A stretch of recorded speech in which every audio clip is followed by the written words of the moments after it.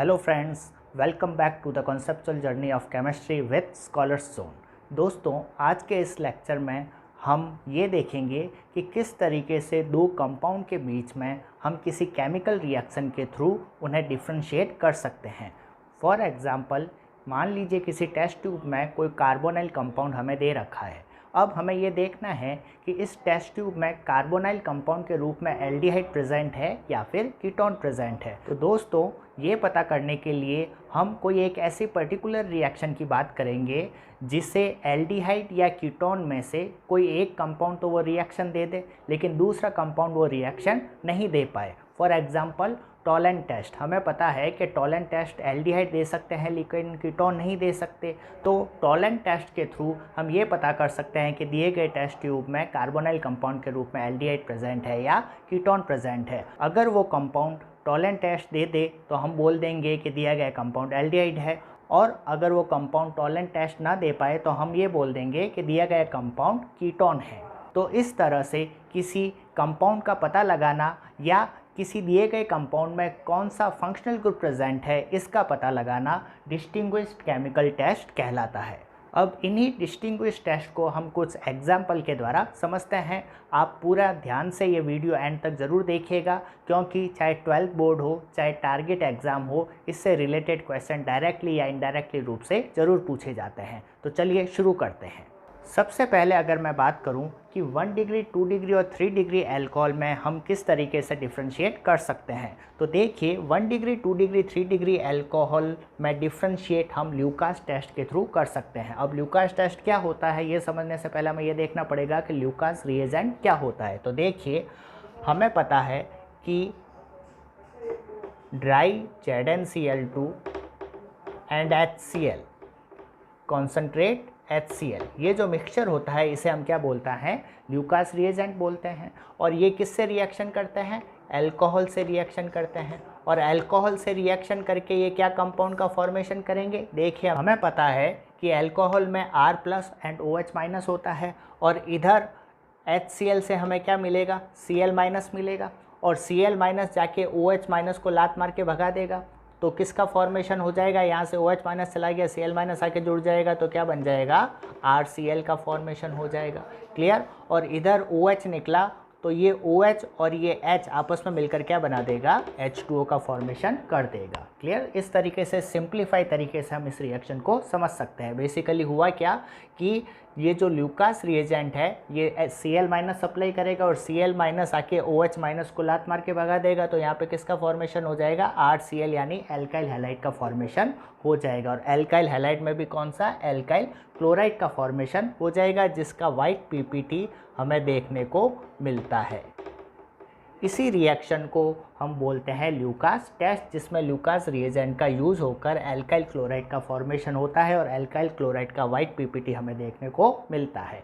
ये एक basic reaction हो गई। अब हम देखते हैं कि इस रिएक्शन के थ्रू हम किस तरीके से 1 डिग्री, 2 डिग्री और 3 डिग्री अल्कोहल में डिफ्रेंशिएट कर सकते हैं।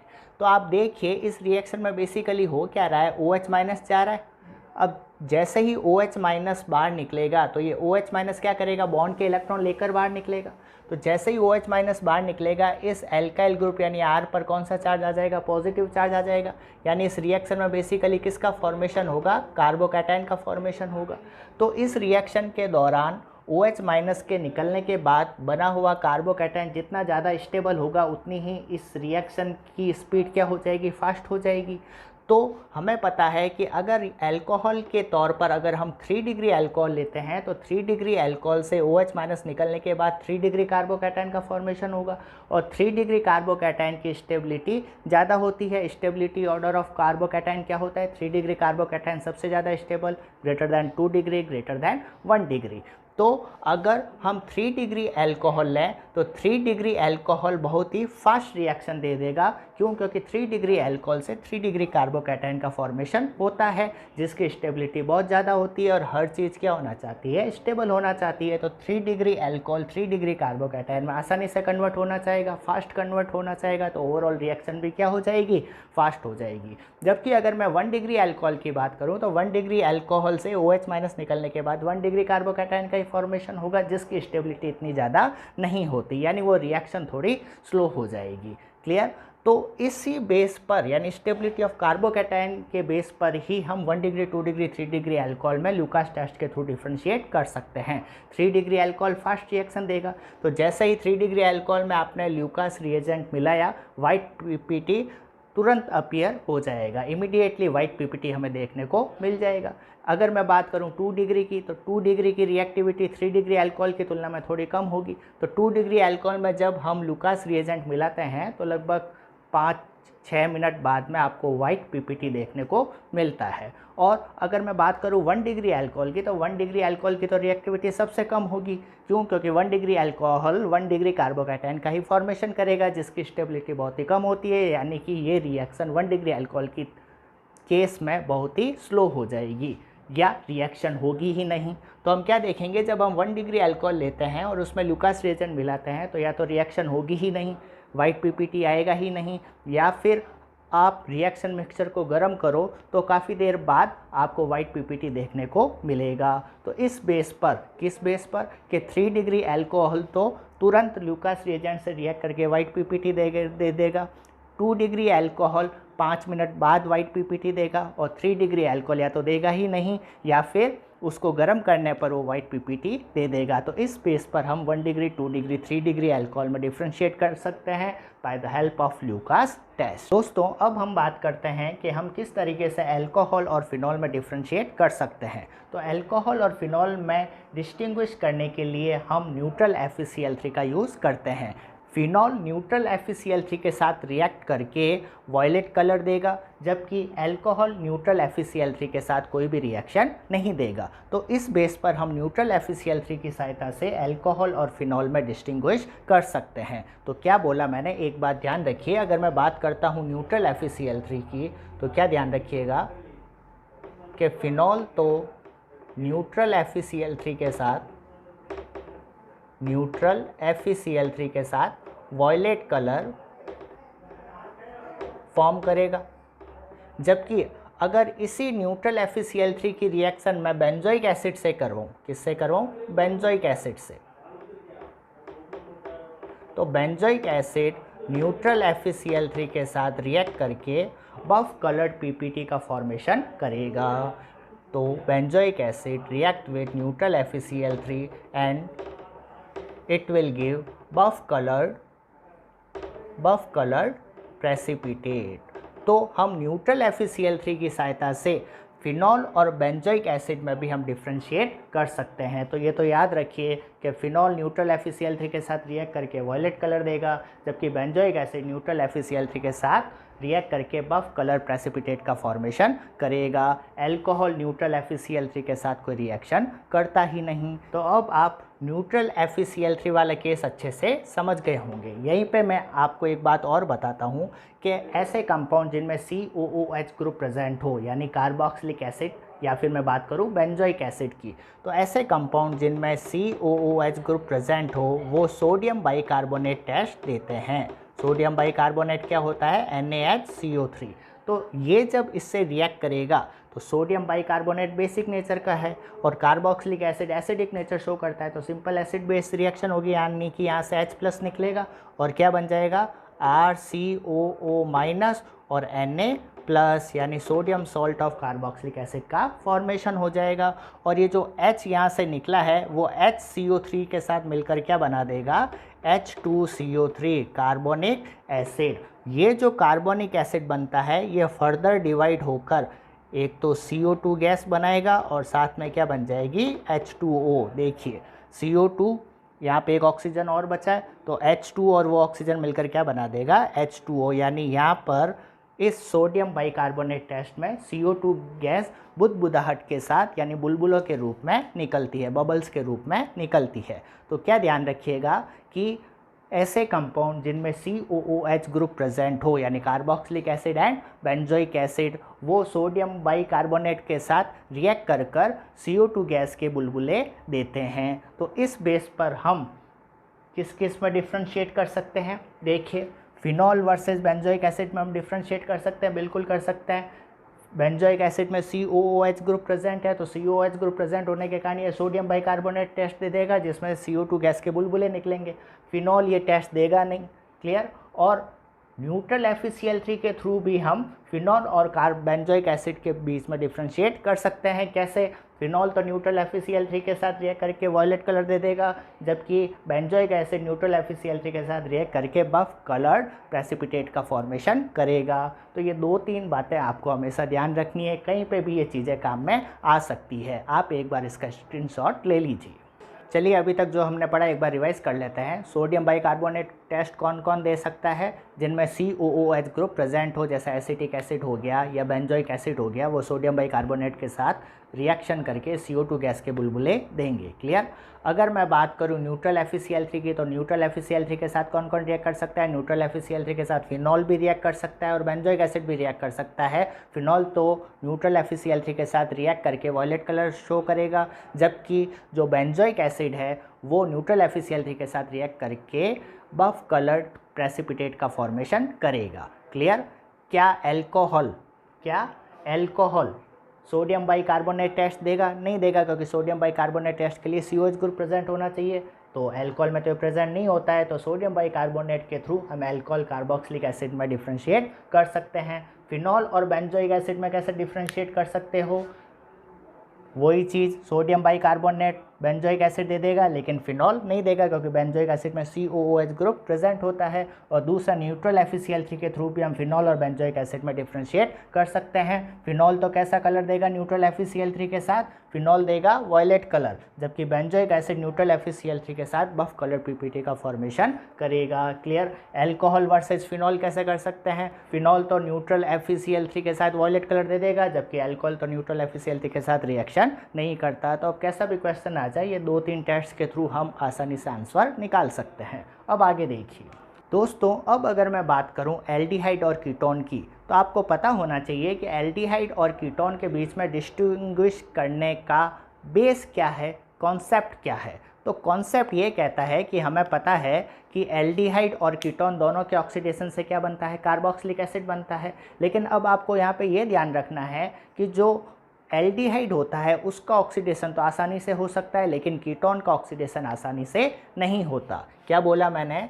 कि जो कार्बोनाइल कंपाउंड होते हैं, कार्बोनाइल कंपाउंड का मतलब एल्डिहाइड हो गया या फिर कीटोन हो गया। इन कार्बोनाइल कंपाउंड यानी एल्डिहाइड और कीटोन के ऑक्सीडेशन से किसका फॉर्मेशन होता है? कार्बोक्सिलिक एसिड का फॉर्मेशन होता है। क्लियर? अब आपको ये ध्यान रखना है कि एल्डिहाइड का ऑक्सीडेशन तो आसानी से हो जाता है, एल्डिहाइड का ऑक्सीडेशन आसानी से हो जाता है, लेकिन जो कीटोन होता है उसका ऑक्सीडेशन आसानी से नहीं होता। ये कॉन्सेप्ट आपको ध्यान रखना है। तो हम क्या बोलेंगे? CHO यानी एल्डिहाइड का ऑक्सीडेशन ईजीली हो जाता है, लेकिन कीटोन का ऑक्सीडेशन ईजीली नहीं होता। ऑक्सीडेशन कैसा होता है? डिफ़िकल्ट होता है। क्लियर? बस ये सिंपल सा कॉन्सेप्ट आपको ध्यान रखना है। क्या बोला? एल्डिहाइड कीटोन के ऑक्सीडेशन से क्या बनता है? कार्बोक्सिलिक एसिड, हमें पता ही है। ठीक है। अब दूसरी बात आपको क्या ध्यान रखनी है? एल्डिहाइड का ऑक्सीडेशन तो आसानी से हो जाएगा, लेकिन कीटोन का ऑक्सीडेशन आसानी से नहीं होता। अब इधर देखिए, ऑक्सीडेशन करने के लिए हमें इसमें ऑक्सीडाइजिंग एजेंट मिलाना पड़ेगा। ऑक्सीडाइजिंग एजेंट क्या होते हैं? जो सामने वाले का ऑक्सीडेशन कर देते हैं और खुद का क्या कर देते हैं? रिडक्शन कर देते हैं। तो अब इधर देखिए, अगर एल्डिहाइड का ऑक्सीडेशन ईजीली हो रहा है तो मुझे इसके अंदर वीक ऑक्सीडाइजिंग एजेंट मिलाना पड़ेगा या स्ट्रॉन्ग ऑक्सीडाइजिंग एजेंट मिलाना पड़ेगा? सोच के बताइए भाई। ऑक्सीडेशन ईजीली हो रहा है, तो अगर मैं वीक ऑक्सीडाइजिंग एजेंट मिलाऊंगा तो भी ये रिएक्शन आसानी से हो जाएगी। तो एल्डिहाइड के ऑक्सीडेशन के लिए हम क्या मिलाते हैं? Weak oxidizing agent. क्या ये कॉन्सेप्ट समझ में आया या नहीं? अब अगर आपके ये कॉन्सेप्ट समझ में आ गया है तो मुझे ये बताइए, क्या वीक ऑक्सीडाइजिंग एजेंट कीटोन को ऑक्सीडाइज कर देगा? क्या नहीं कर पाएगा, क्योंकि कीटोन का ऑक्सीडेशन कैसा होता है? डिफ़िकल्ट होता है। तो अगर मैंने उसके अंदर वीक ऑक्सीडाइजिंग एजेंट मिलाया तो क्या कीटोन रिएक्शन देगा? नहीं देगा। तो बस यही बेस है, यही आधार है एल्डिहाइड और कीटोन को डिफ्रेंशिएट करने का। अगर मैंने कोई टेस्ट ट्यूब ली, अब इस टेस्ट ट्यूब में मुझे नहीं पता कि एल्डिहाइड प्रेजेंट है या फिर कीटोन प्रेजेंट है, ठीक है, तो मैं क्या करूँगा? इसके टेस्ट ट्यूब के अंदर कोई वीक ऑक्सीडाइजिंग एजेंट मिलूंगा और अगर वीक ऑक्सीडाइजिंग एजेंट मिलाते ही कलर आ गया या रिएक्शन हो गई, तो इस दी गई टेस्ट ट्यूब में कौन सा कंपाउंड प्रेजेंट होगा, कौन सा फंक्शनल ग्रुप प्रेजेंट होगा?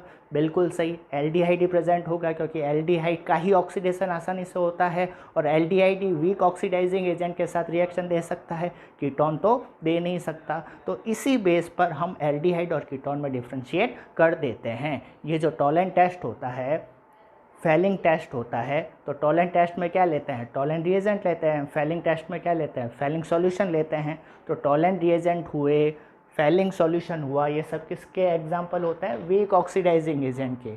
चूंकि ये वीक ऑक्सीडाइजिंग एजेंट है, इसलिए एल्डिहाइड तो इनके साथ रिएक्शन दे देगा, लेकिन कीटोन रिएक्शन नहीं दे पाएगा। इसी बेस पर हम एल्डिहाइड और कीटोन में डिफ्रेंशिएट कर देते हैं। तो हम क्या बोलेंगे? एल्डिहाइड का ऑक्सीडेशन इजीली हो जाता है, इसलिए यहाँ पे हम वीक ऑक्सीडाइजिंग एजेंट लेंगे, लेकिन कीटोन का ऑक्सीडेशन बहुत डिफ़िकल्टीज़ के साथ होता है, आसानी से नहीं होता है, इसलिए वीक ऑक्सीडाइजिंग एजेंट के साथ कीटोन रिएक्शन नहीं देगा। तो अब हम आसानी से समझ गए हैं कि एल्डिहाइड और कीटोन को हम वीक ऑक्सीडाइजिंग एजेंट के थ्रू डिफ्रेंशिएट कर सकते हैं। और ये वीक ऑक्सीडाइजिंग एजेंट होते क्या है? टॉलेंट रिएजेंट हो गया, फेलिंग सॉल्यूशन हो गया, ये सब किसके एग्जाम्पल है? वीक ऑक्सीडाइजिंग एजेंट के एग्जाम्पल है। तो एल्डिहाइड तो इनके साथ रिएक्ट करके कोई भी कलर या प्रेसिपिटेट का फॉर्मेशन कर देगा, लेकिन जो कीटोन होगा उसका ऑक्सीडेशन डिफ़िकल्ट होने के कारण ये इन वीक ऑक्सीडाइजिंग एजेंट के साथ कोई भी रिएक्शन नहीं देगा।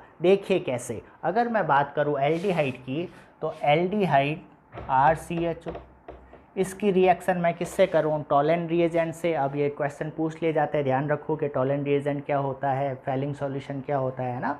अमोनिलेटेड सिल्वर नाइट्रेट को हम क्या बोलते हैं? टॉलेंट रिएजेंट बोलते हैं। और फॉर्मूला क्या होता है इसका?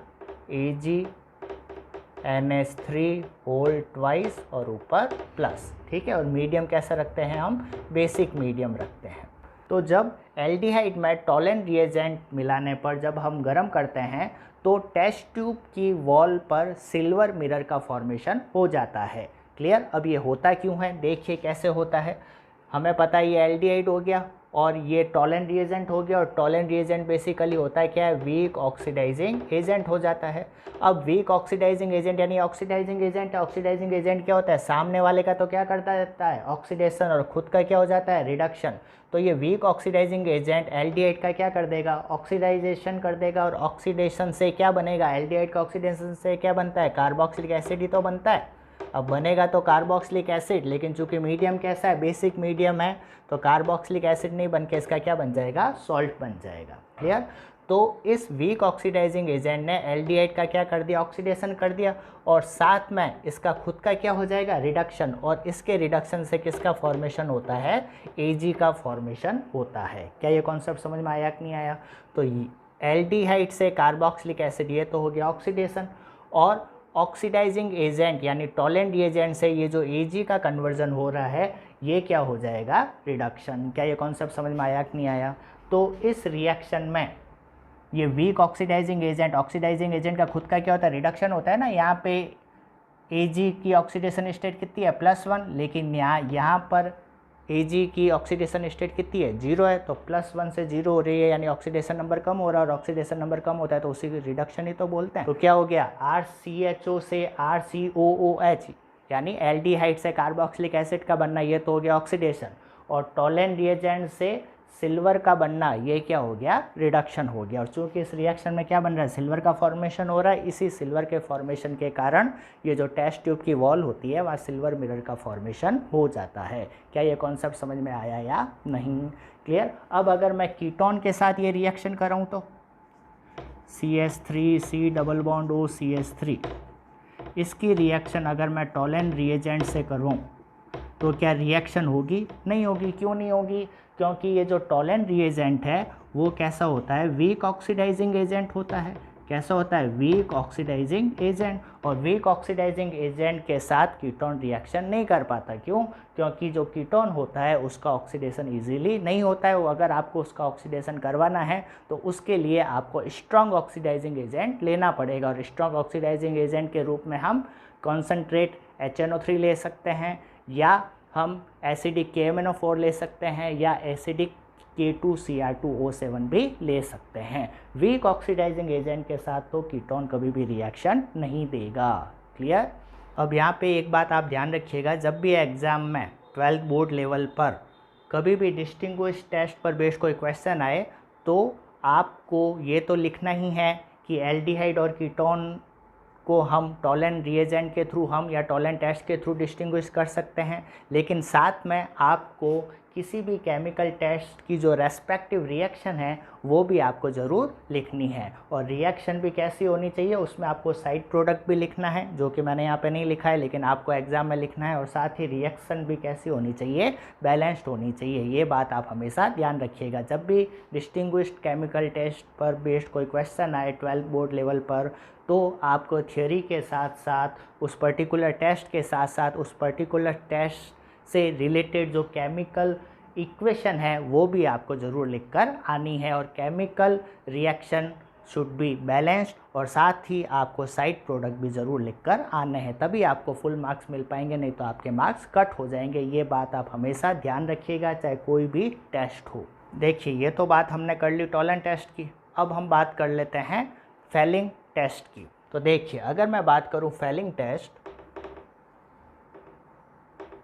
तो फेलिंग टेस्ट में बेसिकली क्या यूज़ होता है, फेलिंग सॉल्यूशन यूज़ होता है, फेलिंग सॉल्यूशन। और ये फेलिंग सॉल्यूशन बनता कैसे है, फेलिंग सॉल्यूशन ए और फेलिंग सॉल्यूशन बी का क्या होता है, मिक्सचर होता है। यानी कि फेलिंग सॉल्यूशन ए और फेलिंग सॉल्यूशन बी को मिलाकर फेलिंग सॉल्यूशन बनता है, और इसी फेलिंग सॉल्यूशन का यूज़ किया जाता है फेलिंग टेस्ट में। क्लियर, समझ गए। Fehling solution is equal to Fehling solution A plus Fehling solution B.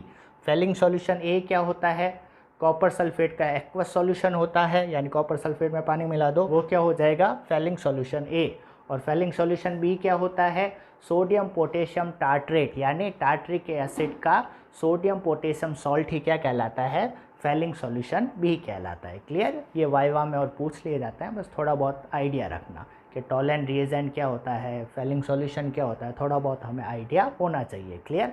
अब कॉन्सेप्ट वही है, कॉन्सेप्ट क्या है, ये जो फेलिंग सॉल्यूशन होता है वो किसका एग्जांपल होता है, वीक ऑक्सीडाइजिंग एजेंट का। तो कॉन्सेप्ट वही है, क्या है कि चूंकि ये वीक ऑक्सीडाइजिंग एजेंट है फेलिंग सॉल्यूशन, तो क्या होगा, एल्डिहाइड तो इस वीक ऑक्सीडाइजिंग एजेंट के साथ रिएक्शन कर लेगा, लेकिन जो कीटोन होगा वो वीक ऑक्सीडाइजिंग एजेंट के साथ रिएक्शन नहीं कर पाएगा। तो इस बेस पर यानी फेलिंग टेस्ट के थ्रू भी हम एल्डिहाइड और कीटोन में डिफ्रेंशिएट कर सकते हैं। अब यहाँ पर जो इम्पोर्टेंट चीज़ है वो क्या है कि अगर मैं बात करूँ फेलिंग टेस्ट की, तो ये तो आप समझ गए एल्डिहाइड तो फेलिंग टेस्ट दे देगा लेकिन कीटोन नहीं देगा। अब एल्डिहाइड भी कौन से, एल्डिहाइड भी कौन से, वो एल्डिहाइड जिनमें अल्फा हाइड्रोजन प्रेजेंट हो, जिनमें अल्फा हाइड्रोजन प्रेजेंट हो वही एल्डिहाइड फेलिंग टेस्ट दे सकते हैं।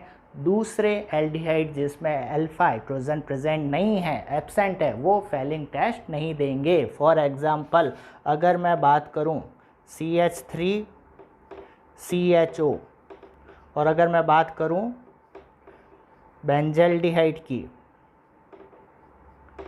तो आप खुद बताइए इनमें से कौन सा फेलिंग टेस्ट देगा और कौन सा नहीं देगा।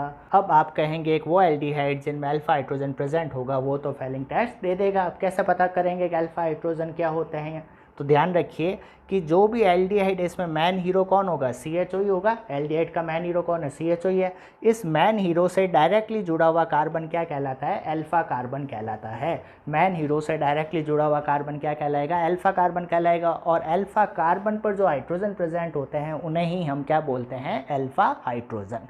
अल्फा कार्बन पे जो हाइड्रोजन प्रेजेंट होते हैं उन्हें ही अल्फा हाइड्रोजन बोलते हैं।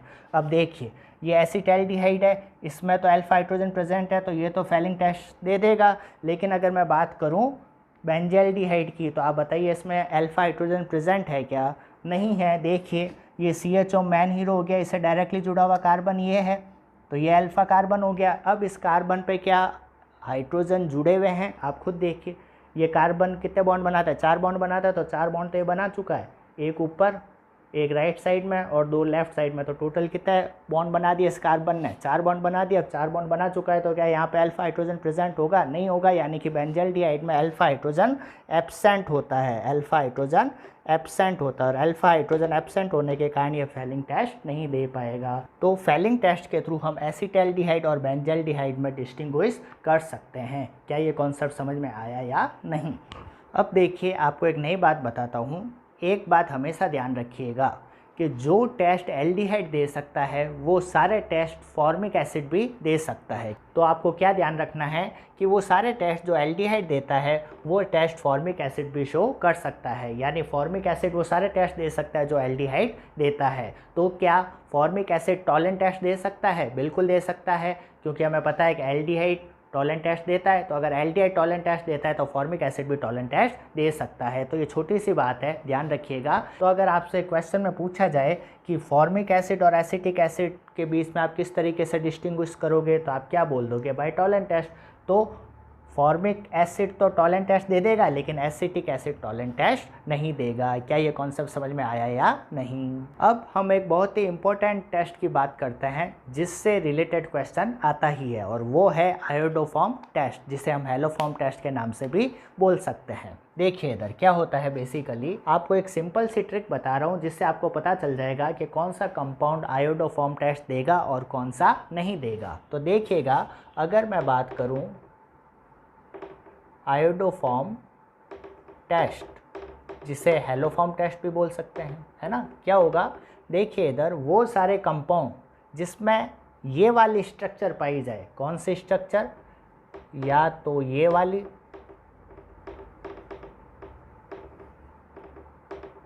या फिर ये वाली CH3C डबल बॉन्ड O, और आगे या तो H जुड़ा हो सकता है या R जुड़ा हो सकता है या फिनाइल रिंग जुड़ी हुई हो सकती है। जब भी क्वेश्चन आए आपको डिसाइड करना हो कि दिया गया कंपाउंड आयोडोफॉर्म टेस्ट देगा या नहीं देगा, तो आपको तो बस ये ध्यान रखना है कि अगर उन कंपाउंड में इन दोनों में से कोई भी एक टाइप की स्ट्रक्चर अगर प्रेजेंट है तो वो आयोडोफॉर्म टेस्ट दे देगा, नहीं तो नहीं देगा। कौन सी स्ट्रक्चर? CH3CH के नीचे OH। अब CH से आगे या तो हाइड्रोजन जुड़ा हुआ हो सकता है, या अल्काइल ग्रुप जुड़ा हो सकता है, या फिनाइल रिंग जुड़ी हो सकती है, या फिर CH3C डबल बॉन्ड O और आगे या तो हाइड्रोजन जुड़ा हो सकता है, या अल्काइल ग्रुप जुड़ा हो सकता है, या फिर फिनाइल ग्रुप जुड़ी हुई हो सकती है। क्लियर? तो अगर ये वाली स्ट्रक्चर अगर किसी कंपाउंड में पाई जाए तो हम बोलेंगे आयोडोफॉर्म टेस्ट देगा, और अगर ये स्ट्रक्चर अगर किसी कंपाउंड में एब्सेंट है तो वो आयोडोफॉर्म टेस्ट नहीं देगा। अब अगर आप ये समझ गए हैं तो मुझे आप ये बताइए, क्या acetaldehyde CH3C double bond OH iodoform test देगा? देखिए, क्या इसमें इस टाइप की कोई स्ट्रक्चर पाई जा रही है? CH3C double bond O, CH3C double bond O और आगे H जुड़ा हुआ है, यानी ये स्ट्रक्चर पाई जा रही है, ये वाली स्ट्रक्चर पाई जा रही है, तो ये आयोडोफॉर्म टेस्ट देगा। क्लियर?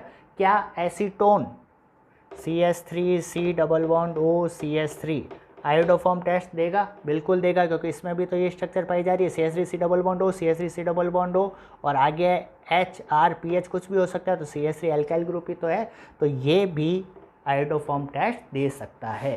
क्या ये कॉन्सेप्ट समझ में आया या नहीं? क्लियर? अब आयोडोफॉर्म टेस्ट में होता क्या है? आयोडोफॉर्म का फॉर्मेशन होगा, कैसे होगा? देखिए एग्जाम्पल से समझ लेते हैं, एक एग्जाम्पल से हम समझ लेते हैं। मान लीजिए लिखा एसीटोन आयोडोफॉर्म टेस्ट दे सकता है। क्लियर? अब इसकी रिएक्शन आप किससे करोगे? NaOH ऑब्लिक I2, आयोडोफॉर्म की बात कर रहे हैं ना, तो I2 हो गया। अगर क्लोरोफॉर्म की बात करते तो Cl2 हो जाता है। क्लियर? इसको मैं ऐसे भी लिख सकता हूँ OH माइनस ऑब्लिक I2, या फिर इसको मैं ऐसे भी लिख सकता हूँ NaOI। ठीक है, इन तीनों में से कोई भी चीज़ लिखी हुई हो सकती है। ठीक है, तीनों का मतलब एक ही है। ठीक है, तो क्या होगा इससे? देखिएगा, एक ये तो आप देख रहे हैं कि इस स्ट्रक्चर में देखिए CH3 का होना बहुत ज़रूरी है, CH3 का होना बहुत ही ज़रूरी है। तो इसी CH3 से आप क्या बना दोगे? आयोडोफॉर्म बना दोगे। आयोडोफॉर्म क्या होता है? CHI3। तो इससे तो क्या बन जाएगा? CHI3 यानी आयोडोफॉर्म बन गया, अब पीछे जो भी बचा है उससे आप एसिड का सॉल्ट बना देना। क्या बना देना? एसिड का सॉल्ट। अब देखिए क्या बचा है, CH3 double bond O, CH3 C double bond O। अब मैंने क्या एसिड का सॉल्ट बोला ना, तो इसका एसिड क्या होगा? इसका एसिड यही होगा, CH3 C double bond OH, यही हो गया। लेकिन इसका सॉल्ट बनाना है तो H यहाँ पे क्या कर दो? गायब कर दो। तो CH3 C double bond O minus का फॉर्मेशन हो जाएगा। कहने का मतलब ये है कि ये तो आप समझ गए कि आयोडोफॉर्म टेस्ट में एक साइड में CH3 ग्रुप तो जुड़ा हुआ होना ही चाहिए, ये तो आप समझ गए। अब क्यों होना चाहिए ये भी आप समझ गए कि इसी CH3 से क्या बन जाएगा? CHI3, एक कार्बन है ना, तो एक कार्बन वाला क्या बन जाएगा? आयोडोफॉर्म का फॉर्मेशन हो जाएगा। तो इससे तो ये बन गया, ठीक है। अब पीछे क्या बचा? CH3 C double bond O बचा ना, तो पीछे जो भी बनाना है उससे एसिड बना देना और एसिड का सॉल्ट बना देना। एसिड का सॉल्ट क्यों बना देना? बना तो था यहाँ पे एसिड ही, लेकिन मीडियम कैसा है? बेसिक मीडियम है ना, तो बेसिक मीडियम में H+ चला जाएगा और क्या आ जाएगा? इस एसिड का सॉल्ट बन जाएगा। क्या ये कॉन्सेप्ट समझ में आया या नहीं? और ये जो आयोडोफॉर्म बनता है, इसके क्रिस्टल कैसे कलर के होते हैं? येलो कलर के। तो आयोडोफॉर्म टेस्ट में आयोडोफॉर्म का ही फॉर्मेशन होगा, जिसमें येलो कलर क्रिस्टल मिलेंगे किसके? आयोडोफॉर्म के। क्या ये कॉन्सेप्ट समझ में आया या नहीं? तो किसी रिएक्शन को हम किस तरीके से याद कर सकते हैं, ये तरीका मैंने आपको समझाया है। क्लियर? तो अगर आप आयोडोफॉर्म टेस्ट समझ गए हैं तो आप मुझे ये बताइए, क्या एल्डिहाइड में भी कौन सा? एसिटैल्डिहाइड और बेंजल्डिहाइड में हम क्या आयोडोफॉर्म टेस्ट से डिस्टिंग्विश कर सकते हैं? बिल्कुल कर सकते हैं। एसिटैल्डिहाइड तो क्या हो गया? CH3 C double bond OH, और बेंजल्डिहाइड क्या हो गया? बेंजीन के ऊपर CHO। ठीक है। अब इन दोनों में से कौन आयोडोफॉर्म टेस्ट देगा? आयोडोफॉर्म टेस्ट कौन दे सकता है जिनमें ये वाली स्ट्रक्चर प्रेजेंट हो? तो देखिए ये वाली स्ट्रक्चर एसिटैल्डिहाइड में प्रेजेंट है, तो एसिटैल्डिहाइड तो क्या करेगा? आयोडोफॉर्म टेस्ट दे देगा। लेकिन बेंजल्डिहाइड में ये वाली स्ट्रक्चर नहीं है, देखिए दोनों में से कोई भी स्ट्रक्चर इसमें नहीं है, तो बेंजल्डिहाइड आयोडोफॉर्म टेस्ट नहीं देगा। तो क्वेश्चन कैसे भी आ जाए, आप अपने बेसिक क्लियर है तो आप कोई भी कॉन्सेप्ट लगाकर आंसर बता सकते हैं। चलिए अब हम बात करते हैं 1 डिग्री, 2 डिग्री, 3 डिग्री एमीन्स में हम किस तरीके से डिफ्रेंशिएट कर सकते हैं। और 1 डिग्री, 2 डिग्री, 3 डिग्री एमीन में डिस्टिंग्विश करने के लिए बेस्ट टेस्ट है हिंसबर्ग टेस्ट। आपने नाम सुना होगा, कौन सा test? Hinsberg test. Hinsberg test में किसका यूज़ होगा? हिंसबर्ग रिएजेंट का ही यूज़ होगा। और हिंसबर्ग रिएजेंट क्या होता है? Benzene sulphonyl chloride. Benzene sulphonyl chloride. तो देखिए क्या होगा, तो हमें करना है क्या? बेसिकली एमीन की रिएक्शन किससे करवानी है? हिंसबर्ग रिएजेंट से करवानी है। हिंसबर्ग रिएजेंट यानी बेंजीन सल्फोनिल क्लोराइड से करवानी है। अब हम देखते हैं कि किस तरीके से इस रिएक्शन से हम 1 डिग्री, 2 डिग्री, 3 डिग्री एमीन में डिफ्रेंशिएट कर सकते हैं। तो देखिएगा इधर, अगर मैं बात करूं हिंसबर्ग टेस्ट की, जो कि बेसिकली किसके लिए? एमीन्स के लिए है। तो देखिए इसके द्वारा हम किस तरीके से 1 डिग्री, 2 डिग्री, 3 डिग्री एमीन में डिस्टिंग्विश कर सकते हैं। अगर मैं बात करूं 1 डिग्री एमीन की, तो 1 डिग्री एमीन का मतलब क्या होता है? RNH2 ही होता है। अब RNH2 को मैं इस तरीके से लिख सकता हूँ, RNH और एक हाइड्रोजन जोड़ दिया मैंने, इस तरीके से लिख सकता हूँ ना, RNH2 ही है। तो ये क्या हो गया? 1 डिग्री एमीन। ये क्या हो गया? 1 डिग्री एमीन। ठीक है। अब इस 1 डिग्री एमीन की रिएक्शन किससे करवानी है? Hinsberg reagent. और हिंसबर्ग रिएजेंट क्या होता है? देखिएगा, ये बेंजीन, सल्फोनिल का मतलब SO2 और क्लोराइड का मतलब Cl, तो हो गया ना बेंजीन सल्फोनिल क्लोराइड। ये क्या है? Hinsberg reagent. एक नंबर में पूछ ले जाते हैं भाई, 12th क्लास में, ध्यान रखना। ठीक है। अब इसकी रिएक्शन आप करवाओगे तो क्या करोगे? कुछ नहीं करना, देखिए यहाँ से HCl निकाल देना। तो जैसे ही हमने यहाँ से HCl निकाला तो क्या प्रोडक्ट बन जाएगा? देखिएगा RNH, ये HCl तो निकल गया, आगे क्या आ जाएगा? SO2 और फिर क्या आ जाएगा? बेंजीन। इस कंपाउंड का फॉर्मेशन हो जाएगा कब? जब हिंसबर्ग रिएजेंट 1 डिग्री एमीन से रिएक्ट करता है। ठीक है। अब देखिएगा इस कंपाउंड में नाइट्रोजन से एक हाइड्रोजन और जुड़ा हुआ है, ये हाइड्रोजन जुड़ा हुआ है। अब देखिए जब भी हाइड्रोजन किसी हाई इलेक्ट्रोनेगेटिव एटम यानी कि फ्लोरीन, ऑक्सीजन या नाइट्रोजन से जुड़ा हो तो वो एसिडिक नेचर शो करता है, यानी इस हाइड्रोजन में H+ के रूप में निकलने की टेंडेंसी होगी। कब? जब हम इसकी रिएक्शन किसी बेस से करवाएं। तो बेस क्या करेगा? यहाँ से H+ को ले लेगा। क्लियर? तो H+ को लेने के बाद यहाँ पे किसका फॉर्मेशन हो जाएगा? Rn, और नेगेटिव चार्ज आ जाएगा जब भी H+ निकलता है तब, और SO2 और इस टाइप का कंपाउंड बन जाएगा। कहने का मतलब ये हुआ कि 1 डिग्री एमीन की हिंसबर्ग रिएजेंट से रिएक्शन होने के बाद जो कंपाउंड बनता है वो बेस सॉल्यूबल होगा या नहीं होगा। कहने का मतलब बेस से रिएक्ट करेगा या नहीं करेगा, करेगा। क्यों? क्योंकि यहाँ पे एक active hydrogen, acidic hydrogen present है। कहाँ पर? नाइट्रोजन पर। क्या ये कॉन्सेप्ट समझ में आया कि नहीं आया? तो हम क्या बोलेंगे, 1 डिग्री एमीन हिंसबर्ग रिएजेंट के साथ रिएक्ट कर सकता है, करके प्रोडक्ट बना सकता है, और जो प्रोडक्ट बना वो बेस सॉल्यूबल होगा, बेस के साथ रिएक्ट करके एसिड बेस रिएक्शन दे सकता है। क्यों? क्योंकि यहाँ पर नाइट्रोजन के साथ एक हाइड्रोजन प्रेजेंट है। क्या ये कॉन्सेप्ट समझ में आया या नहीं? क्लियर? अब अगर मैं बात करूँ 2 डिग्री एमीन की, तो 2 डिग्री एमीन का मतलब क्या होता है भाई? R2NH, R2N और H, ये 2 डिग्री एमीन हो गया। सेम कॉन्सेप्ट यहाँ से क्या निकाल दोगे? HCl निकाल दोगे, और HCl निकलने के बाद ये कंपाउंड बन जाएगा। HCl निकलने के बाद ये कंपाउंड बन जाएगा। देखिए R2N HCl तो यहाँ से निकल गया, और ये SO2 बेंजीन रिंग यहाँ से जुड़ जाएगी, तो ये कंपाउंड बन जाएगा। ठीक है, तो हम बोलेंगे 2 डिग्री एमीन हिंसबर्ग रिएजेंट के साथ रिएक्शन तो दे देगा, पर जो प्रोडक्ट बना क्या ये बेस सॉल्यूबल होगा या इनसॉल्यूबल होगा? बताइए भाई, क्या ये बेस के साथ रिएक्शन कर पाएगा? नहीं कर पाएगा। क्यों? क्योंकि यहाँ पे एसिडिक हाइड्रोजन ही प्रेजेंट नहीं है। फर्स्ट 1 डिग्री एमीन में तो यहाँ पे नाइट्रोजन से एक हाइड्रोजन जुड़ा हुआ था, इसलिए कंपाउंड बेस में सॉल्यूबल हो रहा था। लेकिन 2 डिग्री एमीन में जो प्रोडक्ट बना, यहाँ पे इस नाइट्रोजन से कोई भी हाइड्रोजन जुड़ा हुआ नहीं है, यानी एसिडिक हाइड्रोजन एब्सेंट है। तो क्या ये बेस के साथ रिएक्ट करेगा? नहीं करेगा। यानी ये जो कंपाउंड होगा कैसा होगा? बेस इनसॉल्यूबल होगा। क्या ये कॉन्सेप्ट समझ में आया या नहीं? Clear?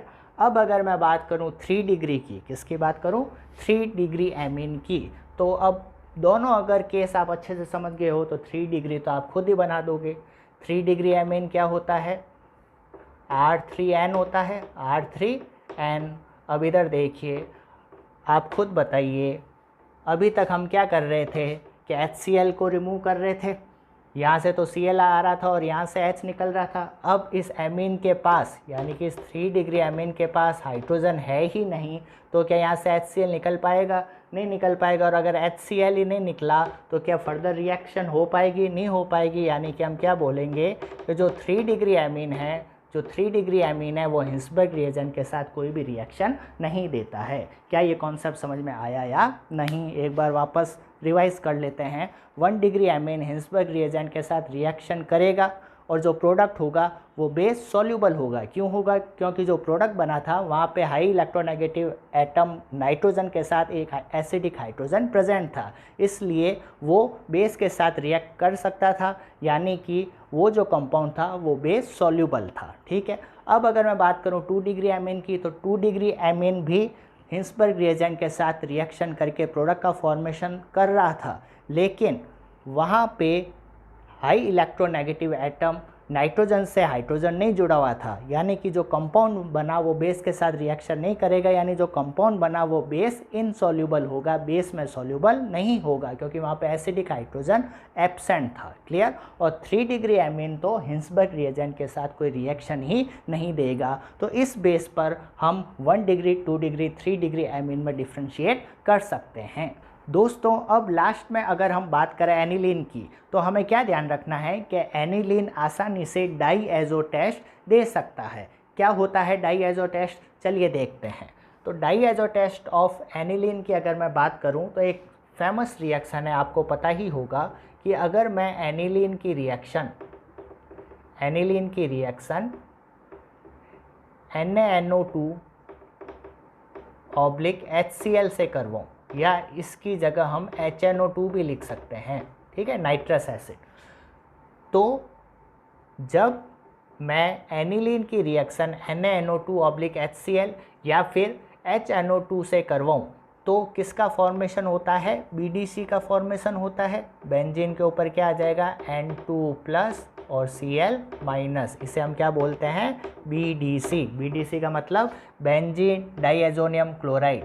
Benzene diazonium chloride. Diazo word किसके लिए आता है? 2 नाइट्रोजन के लिए आता है। नाइट्रोजन के लिए एज़ो वर्ड यूज़ किया जाता है, ठीक है। और एनिलीन से BDC का बनना क्या कहलाता है भाई, बताइए? एनिलीन से BDC का बनना कहलाता है डाईएज़ोटाइजेशन। डाईएज़ोटाइजेशन। क्लियर? एनिलीन से BDC का बनना क्या कहलाता है? डाईएज़ोटाइजेशन, जिसमें BDC का फॉर्मेशन होता है एनिलीन से। ठीक है, अब ये बन गया BDC। अब देखिए, अब हम क्या करेंगे, इस BDC की रिएक्शन फिनॉल से करवाते हैं। किससे करवाते हैं? फिनॉल से। तो बेंजीन, फिर N2 प्लस और Cl माइनस, ये क्या हो गया? BDC हो गया। अब BDC की रिएक्शन किससे कराएंगे? फिनॉल से करवानी है। फिनॉल क्या होगा? ये बेंजीन और बेंजीन से OH, और हमें पता है कि यहाँ पे एक हाइड्रोजन भी प्रेजेंट होगा। अब देखिए क्या होगा, यहाँ से Cl और यहाँ से H निकलेगा, यानी आपको क्या निकालना है? यहाँ से HCl निकालना है। और जैसे ही HCl निकलेगा तो किसका फॉर्मेशन हो जाएगा? देखिएगा, ये N2 है, N2 को खोल के लिखोगे तो क्या आ जाएगा? डबल बॉन्ड आ जाएगा। ठीक है, इस N2 को खोल के लिखा है, यहाँ से ये बेंजीन रिंग और OH ग्रुप यहाँ से जुड़ जाएगा डायरेक्ट। क्या इस कंपाउंड का फॉर्मेशन होगा या नहीं जब आप दोनों के बीच में से किसका रिमूवल कर रहे हो? HCl का। तो देखिए यहाँ से HCl गया तो N2 से ये वाली चीज़ डायरेक्टली जुड़ जाएगी, तो ये बन जाएगा। इसे हम क्या बोलते हैं? देखिए, ऑर्थो मेटा पैरा, पैरा पे OH ग्रुप जुड़ा है ना, तो इसको बोलते हैं para hydroxy azobenzene. Para hydroxy azobenzene का फॉर्मेशन हो जाएगा, जिसका कलर कैसा होता है? Orange colour. ये कलर ध्यान रखना भैया, ऑरेंज कलर डाई का फॉर्मेशन हो जाता है। तो अगर दिए गए टेस्ट ट्यूब के अंदर एनिलीन प्रेजेंट है या नहीं है तो हम कैसे पता करेंगे? पहले उस कंपाउंड की रिएक्शन हम NaNO2HCl से करवा देंगे, जिससे BDC का फॉर्मेशन हो जाएगा। अब इस BDC की रिएक्शन हम फिनॉल से करवाएंगे तो पैरा हाइड्रोक्सी एजोबेंजीन का फॉर्मेशन हो जाएगा, जो कि कैसे कलर की डाई होती है? ऑरेंज कलर की। तो अगर ऑरेंज कलर आ गया तो हम कह सकते हैं कि दिए गए टेस्ट ट्यूब में एनिलीन प्रेजेंट है। क्या ये कॉन्सेप्ट समझ में आया या नहीं? तो डिस्टिंग्विश टेस्ट में जब भी एनिलीन आ जाए कहीं, तो एनिलीन के लिए आपको ये डाईएजो टेस्ट ध्यान रखना है। क्लियर? जैसे क्वेश्चन आ गया कि इथाइल एमीन और एनिलीन में कैसे डिफ्रेंशिएट करोगे, तो हम क्या बोलेंगे कि एनिलीन तो डाईएजो टेस्ट दे देगा, जबकि इथाइल एमीन डाईएजो टेस्ट नहीं देगा। क्या ये कॉन्सेप्ट समझ में आया या नहीं? तो जब भी एनिलीन आ जाए आपको तो बस ये डाईएजो टेस्ट ध्यान रखना है। तो दोस्तों, आज के इस लेक्चर में हम सारे डिस्टिंग्विश्ड केमिकल टेस्ट डिस्कस कर चुके हैं विथ लॉजिक, विथ कॉन्सेप्ट। अब चाहे कैसा भी क्वेश्चन आ जाए, आप उस क्वेश्चन को इजीली सॉल्व कर लेंगे और आपको अच्छे मार्क्स आ जाएंगे। अब आपके लिए एक छोटा सा क्वेश्चन है, आपको मुझे ये बताना है कि बेंजल्डिहाइड और एसीटोफिनॉन में आप किस तरीके से डिस्टिंग्विश कर सकते हैं। ये आप मुझे कमेंट बॉक्स में कमेंट करके ज़रूर बताइएगा। तो दोस्तों, आज का ये लेक्चर अगर आपको इंटरेस्टिंग लगा हो, आपके सारे कॉन्सेप्ट क्लियर हो गए हो, आपको डिस्टिंग्विश टेस्ट के पीछे का लॉजिक समझ में आ गया हो, तो चैनल को लाइक और सब्सक्राइब ज़रूर कीजिएगा और अपने दोस्तों के बीच में भी इस चैनल को ज़रूर शेयर कीजिएगा।